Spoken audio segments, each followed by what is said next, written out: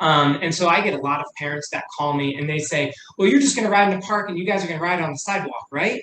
In which my first answer is, no, your son or daughter is going to learn how to ride with the city of Tucson traffic, learn how to navigate stop signs and Thank you so much roundabouts. for joining us to talk about El Grupo's League Award. Congratulations again on winning. We really look forward to getting to know the club better and sharing your story with people who love biking as much as us. Maybe even people out there or young riders themselves who want to start a similar club.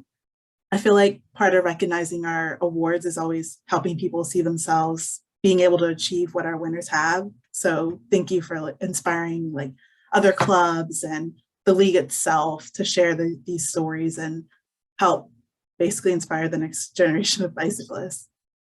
Thanks for awarding us and thanks for having us. Yeah, thank you. I'd like to just, I guess, get a little bit more about El Grupo and how you got started. Yeah, so it's funny when most people talk about us being a club, we always say we're a little bit more than that. There's a lot of bike clubs out there, but we're a youth development organization, and we started in 2004 as an in-school elective at City High School in Tucson, and it was a cycling elective that was started by our founder Ignacio, and it essentially it gained a lot of publicity amongst the students, and by the time the second time the semester had rolled around and the program was offered, there were more riders showing up than were actually on the rider roster. So that told our founder Ignacio that a lot of riders from other high schools were actually ditching class and coming to City High and wanting to partake in this cycling elective. So at the time, that was the very clear indicator that we were growing. And so it moved to both he and his wife's back patio, where they worked with some riders who then created the name El Grupo and started training for events as a team. To translate, El Grupo is the team.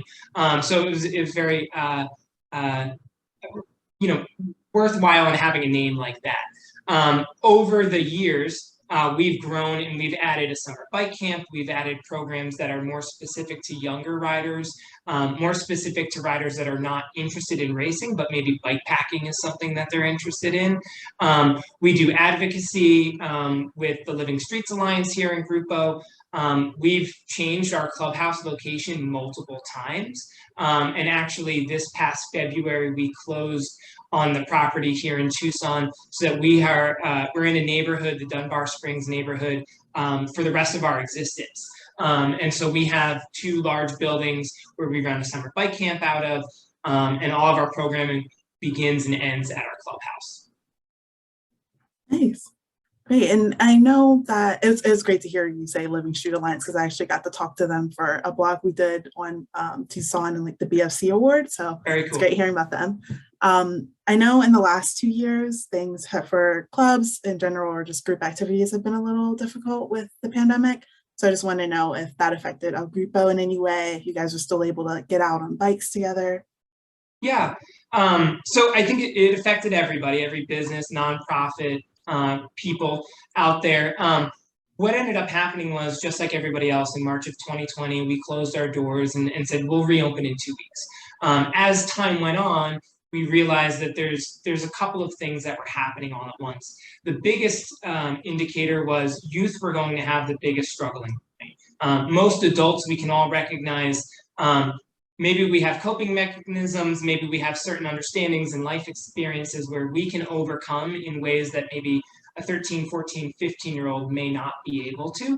So we had a conscious decision amongst staff, and this was hours worth of conversations, Zoom meetings, emails, etc., about having to provide programming that is both safe from COVID, but also safe in the understanding of we're social creatures and we need to be around others in order to kind of motivate ourselves when things are hard, to learn about ourselves, so that we have this time period as a coping mechanism or a shared experience that we can use at a different point in our lives. So we ended up starting programming again in mid-May of 2020 that over time we progressed into larger groups, more intimate settings. Obviously mask wearing was part of it, but we've constantly adjusted where we needed to be as time went on. At this point now, we're fully back to where we were back in 2019. It's mask optional here. We are riding in our vans. We are going to events because events are there. And just kind of being aware that at any point in time, it can change.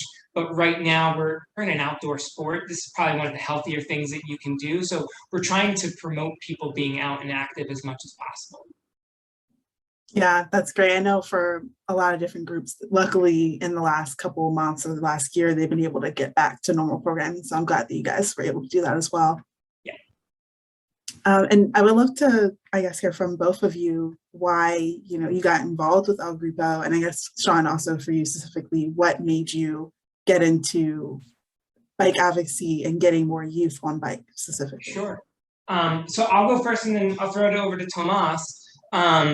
So I had been in the cycling industry for a number of years now, from working in bike shops, putting on events in the nonprofit world and the for-profit world. And at the time I was living in Los Angeles, looking for some new opportunities. Tucson's a great cycling town. And so I more or less stumbled across El Grupo. I had never heard of it before. And actually, at the very start of the pandemic, I started as our programs and operations manager. I call it 3 weeks onto my job, I was the acting executive director. COVID can kind of really change things around very quickly for some. And so I fell in love with the idea of the mission of empowering youth through bicycling with an after-school activity. I was one of those kids who didn't have a parent to come home to after school. My mom was a bartender and my parents were divorced. My dad was a house painter and lived about an hour away. So I often came home and needed some sort of structure. It wasn't until later in my teenage years that I found cycling. So I have this personal connection to wanting to give back to the cycling community in a bunch of different ways. And cycling advocacy, this is maybe a decade ago now, I had worked with the executive director of Mass Bike in Massachusetts. His name was Richard Fries. He was actively engaged in making cycling advocacy cooler. I was racing bikes at the time. Most bike racers really don't pay too much attention to bike advocacy. He was actively trying to change that in Massachusetts, and I think did a pretty good job with that. And so I'm drawn to this idea of making it more appealing to people that maybe don't even notice that a bike lane just popped up in their neighborhood. Selfishly, I have an almost 5-year-old at home, and we ride our bike every day to and from school. Today's 101 degrees outside. He rode to school today, and he'll ride home. We ride when it rains, the 13 days that it does in Tucson. And it's really, for me, it's about showing other parents that, yeah, this is a really super simple thing that you can do. And we all want the same thing. We want safe rides, safe routes for our kids. We want, cheap bikes for our kids to be able to ride and afford and trash and then give it to their sibling. And then the next kid down the neighborhood. So we all want the same things, and it's just about modeling those opportunities. So that's how I got involved with Grupo and the advocacy side. Nice. So I started off as a normal kid. I could ride a bike, and that was about it. I never really thought I would end up where I am now. But then 2 years ago, Grupo donated a bike camp, like free admission, to a fundraiser at my school. Unfortunately, I didn't win it, but my close friend did. So my parents looked into getting me in. So we got in on scholarship, and I just loved every minute of it. And from there on, I was on Grupito, and I'm on Grupo, and I love it. Nice. Yeah, when I look on the website and I look at all the programming, I'm like, wow, well, first of all, you guys do a lot, which is awesome. But a lot of the things that I saw, the main theme was like, fun, just getting out there and having fun. And I saw somebody even say like, just being silly with it. So I guess I've talked to other youth clubs and like youth organizations, actually for a blog that we do with the league, trying to like learn how groups would like to see more youth programming developed. And I've found that a lot of the times they'll say that even though it's obvious, you should make it fun. So I guess my question is, if somebody came to you and asked for your tips for running a youth program or starting a youth club, what would be your go-to, advice for them to make it fun and engaging?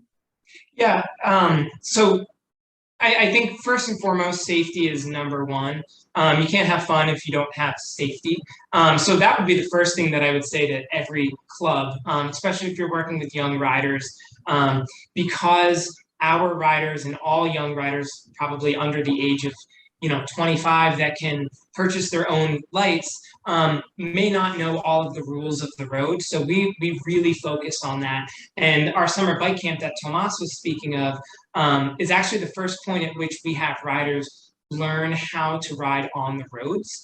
And so I get a lot of parents that call me and they say, well, you're just going to ride in the park and you guys are going to ride on the sidewalk, right? In which my first answer is, no, your son or daughter is going to learn how to ride with the city of Tucson traffic, learn how to navigate stop signs and roundabouts, and just be seen and be heard when you're communicating on the road. So that's the number one piece of what we do. With that, on the safety side, we also implemented daytime running lights, both front and rear, in which we started that in 2021, and we're going to actually carry that into our summer bike camp for the first time this year. But more specifically to the fun side of things, once you're safe, you can go to a park. There's a lot of games. Tomas, you probably know Zombie Tag, Foot Down. What are some of the other games that maybe you guys played with Grupo in the past? Like Capture the Flag, maybe not on bikes. A lot of team building stuff. That sounds fun. Yeah, I think the important thing is, as adults, we often overthink what kids might find as fun, but going to the park and using your body to, throw around the bike a little bit around cones, or, see who can ride through the sand pit of a volleyball court the farthest. Those are just fun ways that you can kind of learn a cycling skill, be a teammate to somebody else, but also make it fun and engaging, so that not every day is just riding your bike around and looking at buildings, or stopping at the same pond and looking at rocks or anything like that. Yeah, I definitely think what you said is true. As adults, we think that way, and even now just hearing that, I'm like, that sounds fun. Yeah. So how would you like to see El Grupo grow in the future? So we talk about growth a lot here at Grupo. During the pandemic, when we were the only youth sport in town, basketball had closed down, soccer, swimming, everything else. We actually got a lot of phone calls, and parents wanted to sign up their son or daughter to participate. And we still have a wait list that's probably 150 riders deep. We keep our programming right now at about 140 riders weekly, and then our summer bike camp's about 150 over the month of June. And so the reason why we keep it at 140, and we could grow, there's space for expansion there, but we focus a lot right now on how are we doing what we do the best. We want to be known as the best organization in not only the Southwest and in Arizona, but of the entire United States, as the go-to place for training our volunteers, our coaches, our youth riders to be youth coaches and leaders in their community. That's an important piece of what we do in the youth, empowering youth component. So right now we're very much focused on bettering ourselves and growing as individuals and as an organization. Perhaps down the road, I could see us entering the world of, going from bike packing to adding in bike touring. We talk a lot about the youth development side. Maybe there's riders out there that have no interest in riding a bike, but have some great skills. They're not interested in racing. They don't want to do some of our other programs that either they aged out of, or they're not really campers in the sense of like hauling all their stuff on their bike, but they love teaching others how to ride a bike and how to be good teammates and community members. So we've talked a lot about growing our programs in the sense of a leadership development program. And obviously, as with most cycling organizations, we're constantly looking at how we can get more girls involved in riding. We trend better than the average cycling club that we see statistics for, but we're still not at 50-50%. Like that would be the ideal situation. We're just not there yet. And so we've been consciously trying to grow programs that, we can all say yay bikes, and the girls are saying, yeah, we want to be there too. Yeah, and I always said with like the youth that have aged out of the program, I know one of the goals that, still in your site is, encouraging youth to become lifelong bike enthusiasts. So I just want to know if you've ever like followed up with youth that have left the program and see if they're still, doing things in the biking world, or, how long you've seen those like long lasting relationships. The easiest way to answer that is to come over to the clubhouse and take a look at the staff that we have. About 50% of the staff are former participants in the programs. And so they go off to college, they kind of learn about themselves a little bit, and then the itch comes back once they graduate. Well, what are they going to do?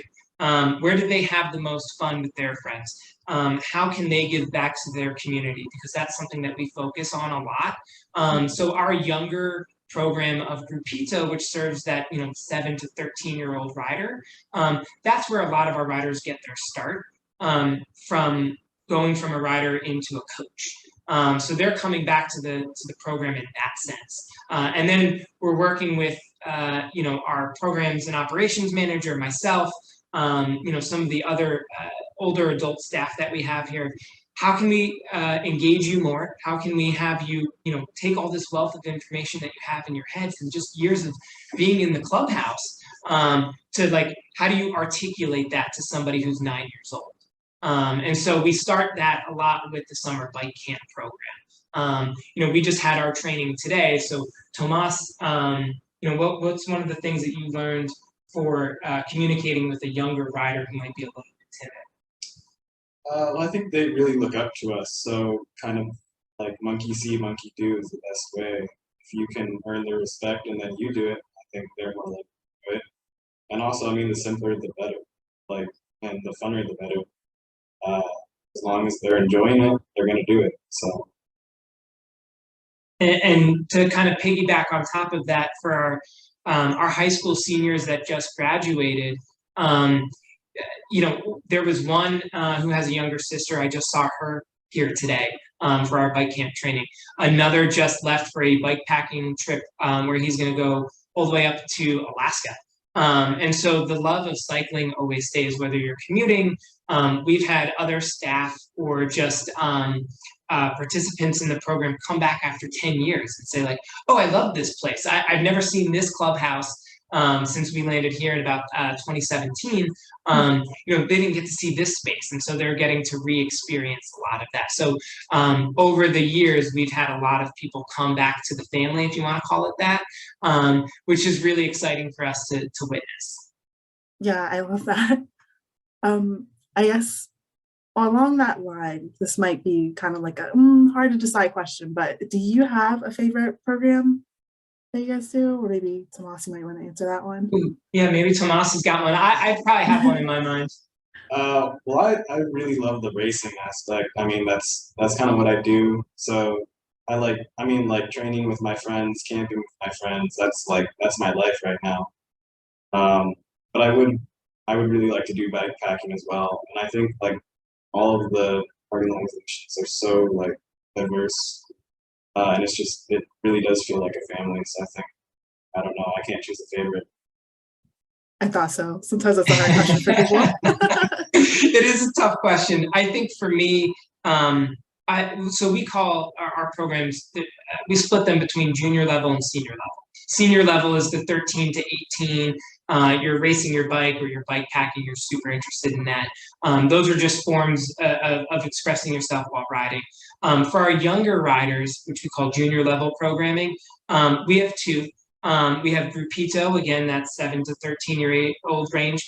And then we have an off-campus, as I call it, program at the Monzo Elementary Bilingual School. And those are 3rd to 5th grade riders. And I see a lot of fun in the junior level programming, partially because I have my toddler at home, and I can see him transitioning into those programs at some point in time.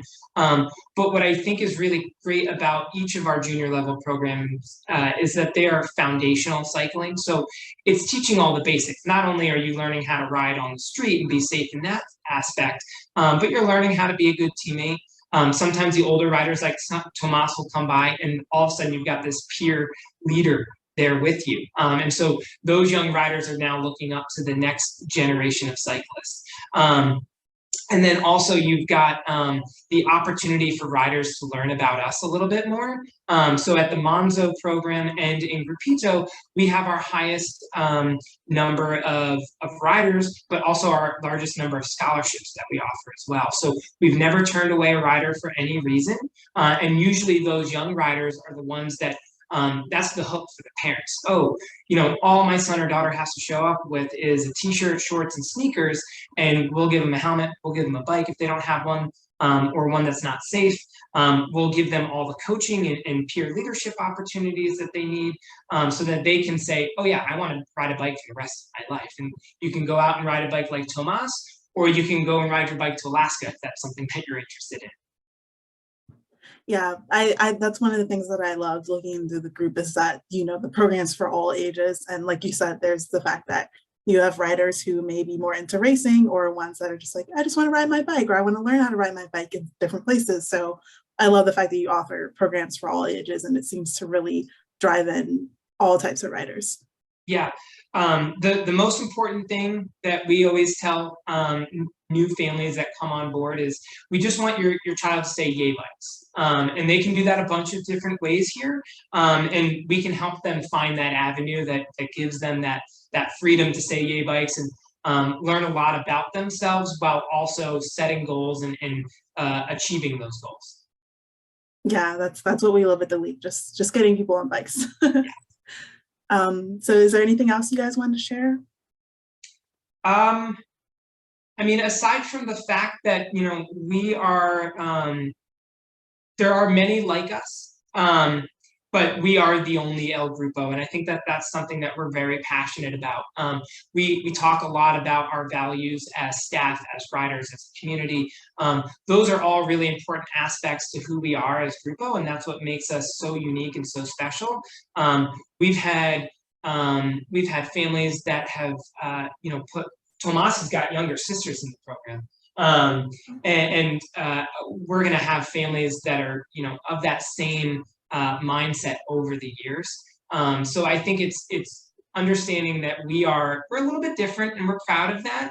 But that's what also makes us so unique, and what has families and donors and you know, great people from USA Cycling and the League of American Bicyclists and People for Bikes, who all reach out to us and say, teach us, let us learn from you on how you do this. And we do get to collaborate with a lot of other youth development programs that are similar, and we all get to kind of steal some of each other's ideas, and that's part of the fun. We really like that collaboration side where we're constantly in a state of learning, so that we can better provide for our riders that just want to be able to say yay bikes. Yeah, I love that, between having younger siblings in the program and, like you said, people coming back to work for the program. It sounds very like generational, which is awesome. Yeah, very cool. Yeah, well, thank you so much for joining to talk more about your award, and I look forward to, you know, seeing more of you guys in the future. Great, thank you so much. Thanks for having us. Thank you. Bye.